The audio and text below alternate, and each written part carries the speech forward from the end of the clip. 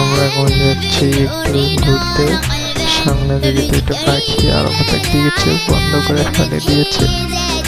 আর একটু সামনে হাঁটতে হাঁটতে যাচ্ছি, যেতে যেতে দেখি আরো সামনে চারটা পাখি আরাফাত দেখিতে ক্র্যাশ হয়ে গেছে।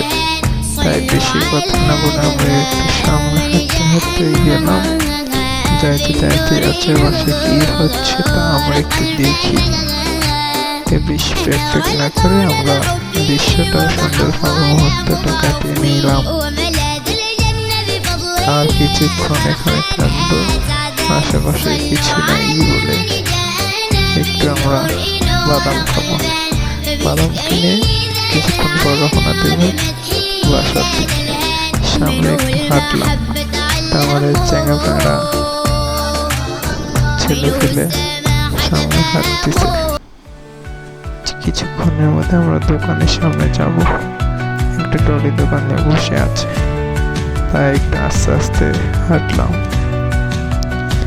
বেশি জোর যাওয়ার দরকার নেই। ভিডিওটা সম্পূর্ণ দেখুন এবং চ্যানেলে নতুন হয়ে থাকলে ফলো করে দিন প্লিজ, লাইক কমেন্ট শেয়ার।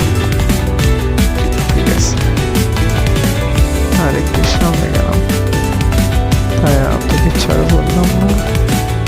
সামনে আমাদের বাদাম মামু বসে আছে। বাদাম মা থেকে আমরা কিছু বাদাম কিনে নিলাম। নিলে আমার ছেলেমেয়েদের সামনে একটু বসে আছে, তাই এত কিছু না করে ডাক দিলাম এবং ঘুরে দেখলাম। অনেক ভালো